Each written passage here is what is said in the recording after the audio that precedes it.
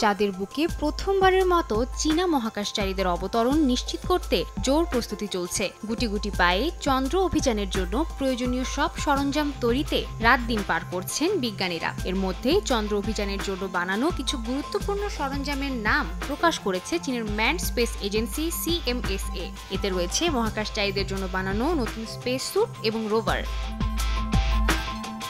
মানব চালিত চন্দ্র রোভারটির নাম রাখা হয়েছে তানসুও, যার বাংলা অর্থ অন্বেষণ। এটি চাঁদের ভূ গঠনের বিশদ গবেষণা, নমুনা সংগ্রহ এবং যোগাযোগ প্রযুক্তির উন্নয়নে গুরুত্বপূর্ণ ভূমিকা রাখবে।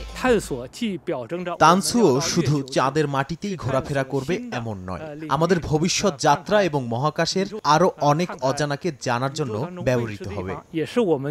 ওয়াং ইউ নামের একটি স্পেস স্যুটও তৈরি করেছে বিজ্ঞানীরা। তাদের দাবি, মহাকাশচারীদের জন্য তৈরি এই বিশেষ জামা তাদের মহাকাশে গভীর অনুসন্ধানের প্রতীক। যদিও ক্রমাগত পরীক্ষার মধ্যে দিয়ে ওজনে হালকা এবং আকারে তুলনামূলক ছোট পোশাক নকশা করতে পেরেছেন তারা।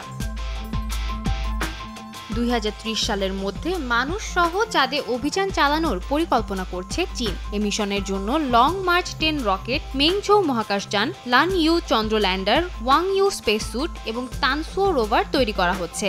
ভূপরীক্ষাগারে যাচাই করা হচ্ছে বিভিন্ন নতুন প্রযুক্তির কার্যকারিতা। একই সঙ্গে চলছে মহাকাশচারীদের প্রশিক্ষণ। সাদিয়া তাসনিম, সময় সংবাদ।